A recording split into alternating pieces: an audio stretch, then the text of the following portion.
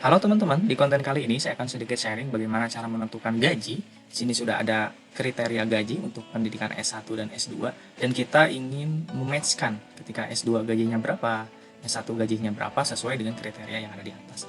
Nah, caranya adalah ketika kita memang harus menggunakan rows yang sangat banyak di sini, nanti sampai bawah, kita harus menggunakan fungsi formula. Jadi tidak menggunakan satu persatu, tidak mengcopy data ke sini, mengcopy data ke sini itu akan menghabiskan waktu yang sangat banyak. Caranya adalah kita langsung menggunakan fungsi if. Sebetulnya bisa saja kita menggunakan fungsi if tanpa s, tapi karena biar kita langsung satu bracket, jadi kita menggunakan fungsi if. Yang pertama adalah logika T1 adalah ketika lulusannya sama dengan, kita serah mau teman-teman memulai dari S1 atau S2, kita pakai string di sini S1 misalkan yang saya tahu, nanti lanjut ke S2, terus kemudian value true-nya adalah kita ingin bahwa S1 sama dengan sekian.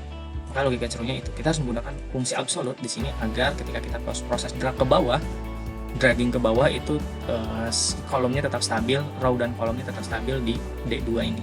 Terus kemudian kita menggunakan logika tes kedua adalah jika B5 itu kan sama dengan, kita buat sama dengan logika awalnya adalah kita mau tadi sama dengan S2, terus kemudian value true-nya adalah ini, kemudian kita fungsi absolute. Setelah itu, sebelum kita langsung fungsi ini, kita masukkan fungsi true di sini. Nah, setelah true, kita barulah masukin apa false-nya. Fungsi false-nya di sini adalah menggunakan pendidikan invalid. Nah, kemudian kita close bracket. Jadi ini wajib ya, harus menggunakan setelah ini fungsi if ini.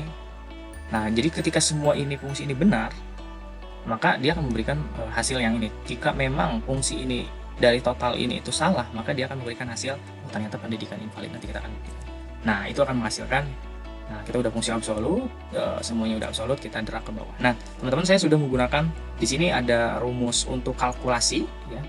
Jadi kalkulasinya saya hanya akan melakukan pembuktian, jadi teman-teman bisa pilih nyamannya, bisa menggunakan fungsi plus atau sum if, menggunakan s atau sum if saja.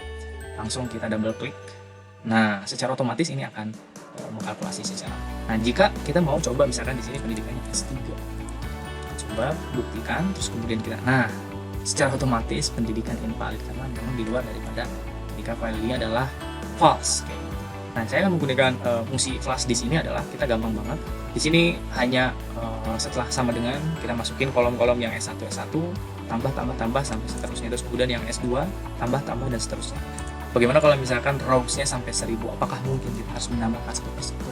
Nah, jika memang untuk ketika rows-nya sedikit atau misalkan terhitung sama jari lah, itu bisa lah teman-teman menggunakan logika sederhana, menggunakan fungsi sama dengan atau peserta plus ini. Teman-teman juga boleh menggunakan fungsi sum if di sini. Nah, fungsi logika sum if adalah pertama sum range. Sum range-nya adalah kita harus cocokkan ya, sum range itu adalah total yang berupa angka. Jadi di sini si 5 sampai si 14 sudah saya blok, jadi sampai bawah pun bisa mengkalkulasi dengan otomatis. Kemudian kriteria range, nah ini adalah kriteria range-nya berupa karakter atau hal-hal string dan yang lainnya. Kita drag sampai bawah, barulah kita masukin kriterianya. Kriterianya apa nih? Teman-teman bisa menggunakan, kalau saya menggunakan sama dengan ini adalah A17, teman-teman juga bisa menggunakan string di sini, atau misalkan kayak gini S1. Jadi teman-teman nyamannya di mana, tapi kalau saya lebih nyaman di sini karena lebih mudah ketika kita mendrag ke bawah. Nah, kayak gitu. Kita close dan hasilnya karena ini udah ada apa namanya? Kalau misalnya kita mau drag ke bawah, kita tinggal menggunakan fungsi absolute saja di sini. Kita buat absolute. Nah, agar apa? Yang belakangnya agak absolute agar ketika kita drag ke bawah, yang berubah hanya ininya saja pindah ke bawah. Coba kita coba hasilnya sama atau beda. Oh, ternyata ada yang ini kesalahannya adalah lihat. Fungsinya melewati batas. Coba kita atur lagi dari atas. Ketika memang fungsinya udah ini, ini belum dalam posisi absolut, ini juga belum posisi absolut. Saya sengaja membuat itu agar ada pembuktian ketika kita buat absolut. Nah, jadi yang berubah jadinya A17 jadi A18. Nah, itu penting banget kita mengetahui bahwa fungsi absolut. Itu adalah salah satu tutorial untuk mengetahui. Nah, sekarang kita akan menggunakan fungsi sum if di sini. Nah, sum if kita sudah pakai fungsi ini. Nah, berbeda dengan sum if. Dengan sum if menggunakan s, kita pertama adalah range. Kita masukkan range-nya adalah daripada b. Range yang pertama, kalau tadi itu sum range-nya dulu, kalau sekarang range-nya dulu. Terus yang kedua adalah kriteria. Nah, masukkan kriterianya. Jadi beda kalau tadi kriterianya di akhir, kalau sekarang kriterianya di posisi kedua. Nah, Setelah itu kita menggunakan koma, teman-teman bisa menggunakan titik koma jika memang fungsi komputernya Excelnya adalah menggunakan titik koma. Saya di sini menggunakan koma.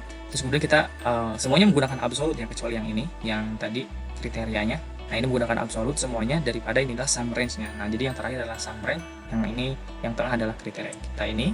Terus kita drag ke bawah. Nah kayak gitu.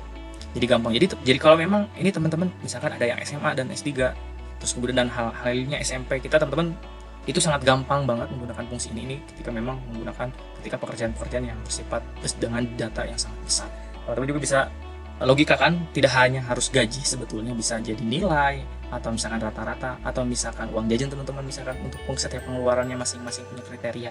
Itu teman-teman bisa elaborasi menjadi hal-hal yang berguna bagi teman-teman untuk dalam penggunaannya.